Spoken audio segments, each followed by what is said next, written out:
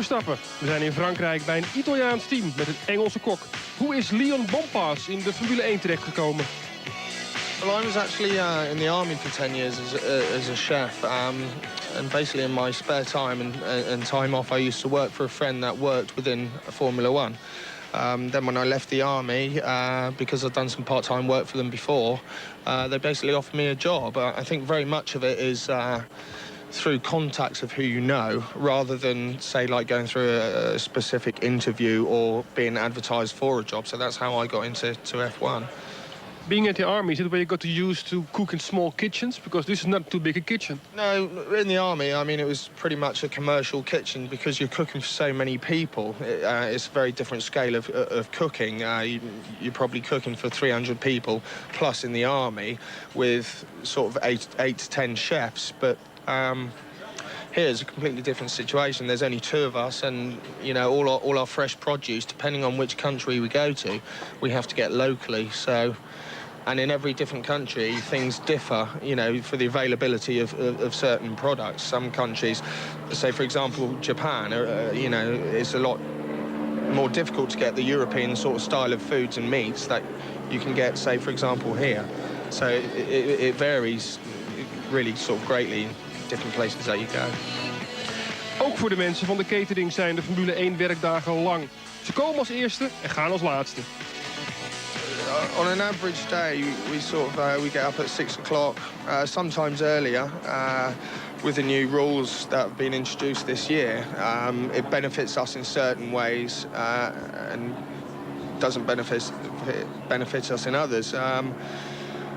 Our average working day is probably 16 hours per day, so it is very, very long days.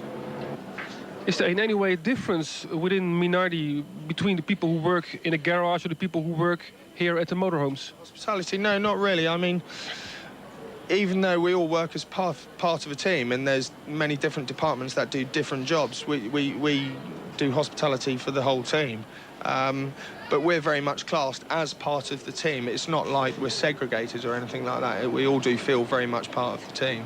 Do you get to follow the races? I see a small monitor here, but you're still far away from the track. Not really. I mean, most of the time, because when the race is on and when the qualifying is on, that's our busiest period normally, because we feed all the guests, you see. So, I mean, a lot of the time we never know what's going on the track because we're always in here working at that sort of period. Is that a pity? Yeah, I think it is. I mean, it's always nice to have an interest in what's going on around you. Before I joined Formula One, I wasn't really that interested in Formula One, but I think now I've sort of taken more of an interest because it has been around me. Do you feel maybe more at home as a cook because Minardi is an Italian team and Italy food is very important? Yeah, they're very passionate about their food, the Italians, I have to say, but you know, it's always a learning process as well. You're always learning constantly being a chef, so coming into an Italian team, being an English person, I've personally learned quite a lot about the Italian sort of ways and you know, the likes and dislikes of how they like their food, etc. So yeah. Is there any sort of food you prefer to make? Well, in our job, you know, you're trained to do such a wide variety of different foods. I have an assistant chef here as well. He deals with all the starters and the desserts, and then I do the main courses and the pastas, etc., etc. Being an Italian team, it's quite an emphasis on pasta and Italian foods.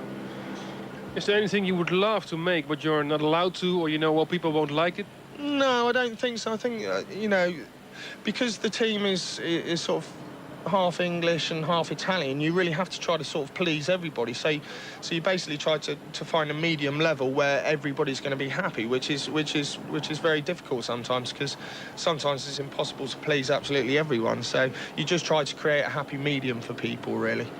Jos Verstappen loves hamburgers, but he's not allowed to eat them because he's an athlete. But every now and then, you secretly or quickly make him the hamburger? No, we never do that. We're not allowed. I mean, the foods that the drivers eat, they eat a lot of pasta, grilled chicken.